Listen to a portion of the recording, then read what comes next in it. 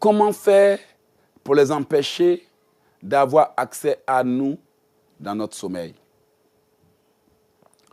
La meilleure chose pour empêcher qu'un démon ait accès à toi pendant ton sommeil, c'est la sanctification complète. Quitter le péché, te dépouiller, abandonner tout, purifier ton cœur. Et je peux te garantir que si tu as une vie de sanctification, pas la sanctification selon des hommes, parce qu'il y a des gens qui vivent une vie de sanctification selon eux. On peut prétendre qu'on se sanctifie, mais on a des copains. On peut prétendre qu'on se sanctifie, mais on peint les lèvres, on peint le visage. On peut prétendre qu'on se sanctifie, mais on peut continuer à montrer ses seins au téléphone à son copain.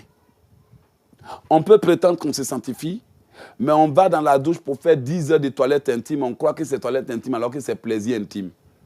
On peut prétendre qu'on se sanctifie, mais on met des vernis de toutes couleurs. Tu vois les ongles, on dirait on est en train de faire carnaval. Donc, vous comprenez que le problème des chrétiens, c'est une sanctification selon leur entendement. On peut prétendre qu'on se sanctifie, mais on continue de mettre les cheveux de mort sur la tête. Les filets, les choses bizarres sur la tête. Et ça, c'est se mentir soi-même. Donc tu veux pas, tu vas faire cauchemar. Mais à partir du moment où tu as enlevé toute chose qui leur donne le pouvoir, que tu fais comprendre à ton mari que si tu utilises ma bouche pour faire ce que tu veux faire là, mes prières ne vont plus monter à Dieu. Donc pardon, cherche autre solution. Parce que tu ne peux pas prétendre que tu te sanctifies en faisant des choses qui donnent le pouvoir aux démons. Ça, oublie ça. Aujourd'hui, tu ne me crois pas. Mais un jour, nous tous, on se trouvera devant Dieu. Qui a menti, qui a dit la vérité, c'est là qu'on saura. Donc, à partir du moment où tu as tout abandonné, tu as tout laissé, et que tu vis une vie sanctifiée, et que le lit conjugal est exempt de toutes sortes de souillures, si tu révèles le Saint-Esprit, ils ne viendront jamais. La parole de Dieu dit que lorsque l'ennemi viendra comme un fleuve, l'Esprit de l'Éternel le mettra en fuite. L'un des problèmes de l'Église, c'est l'ignorance. Il y a des vérités qu'on ne vous prêche pas. Et alors, les gens croient être dans la réalité.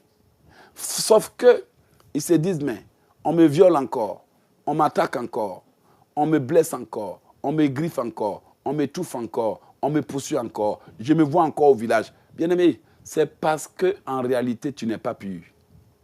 Ce que je vous dis, ce n'est pas pour vous insulter. C'est la pure vérité. Dans le règne des esprits, dès qu'une personne devient pure, c'est-à-dire que tu as décidé d'expier toute iniquité, de déposer tes histoires et de te sanctifier et de purifier tes yeux. À partir de là, ta dimension spirituelle change. C'est-à-dire qu'avant, tu étais dans les rêves des forêts où on te poursuivait. Avant, tu étais dans le rêve des forêts où on t'étranglait. Avant, tu étais dans des maisons où on te violait. Avant, tu étais dans des endroits sales. Avant, tu étais nu en rêve. Avant, tu mangeais des ordures en rêve. Avant, tu fouillais dans les caniveaux, on déféquait sur toi en rêve. Ou avant, on te manipulait en rêve pour que tu fasses pipi sur toi au lit.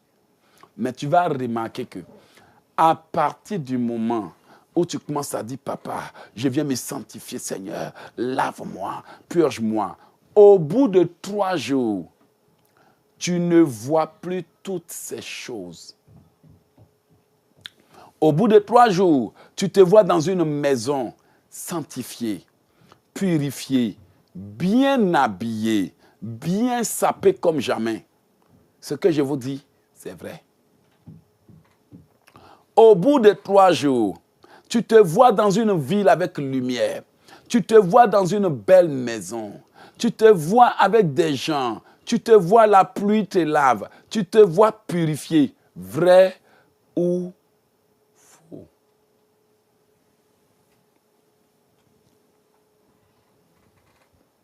Donc le problème des enfants de Dieu, c'est qu'on ne leur a pas enseigné comment se purifier. Les églises ne parlent jamais de sanctification. Même s'ils parlent, ils brossent. Ils brossent. Ils brossent. Et les chrétiens aussi, on ne peut pas leur parler. Leurs problèmes finissent jamais, mais ils n'écoutent pas. Ils cherchent un homme de Dieu qui va les écouter. Ils prennent rendez-vous pour qu'on écoute leurs problèmes.